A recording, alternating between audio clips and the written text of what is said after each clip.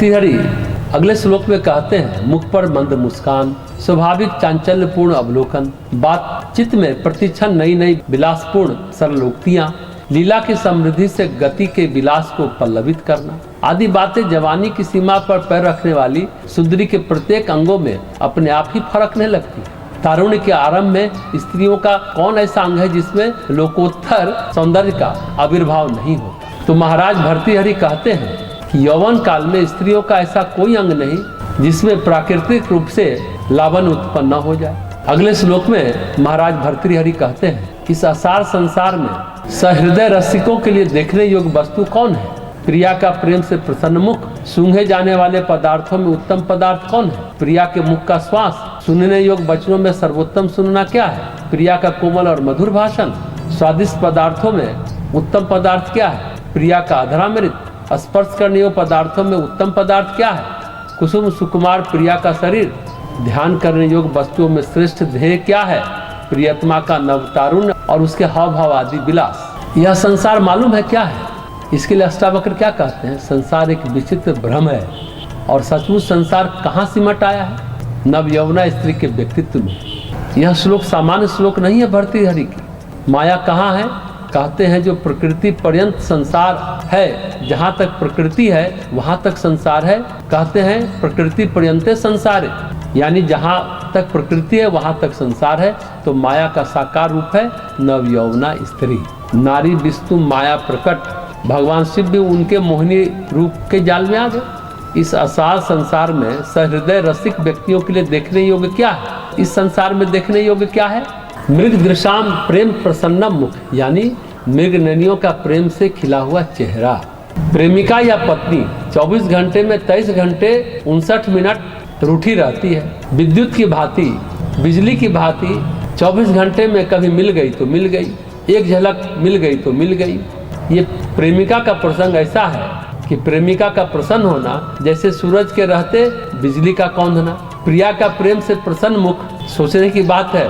सूंघे जाने वाले पदार्थों में सबसे अच्छी सुगंध कहाँ है?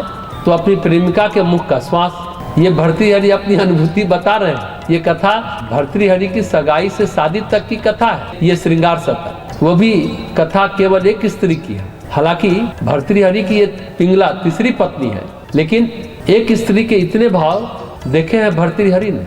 ध्यान रखने की बात है, भर्तृहरि कोई लंपट पुरुष नहीं है। भर्तृहरि की उस समय केवल एक ही पत्नी थी, पहले 2 पत्नियां मर चुकी थी। भर्तृहरि की केवल एक ही रानी थी, महारानी पिंगला।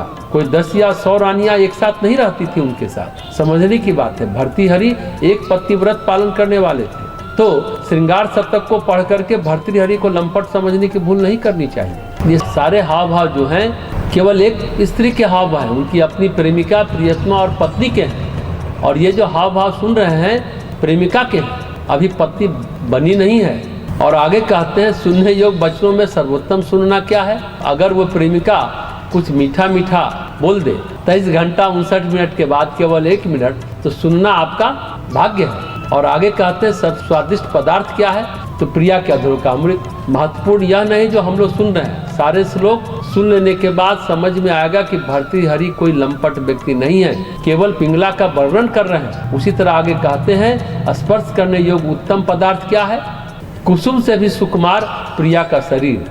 और आगे कह रहे हैं महायोगी भर्तृहरि, जिन भर्तृहरि को समाधि के सर्वोच्च शिखर पर पहुंचना था।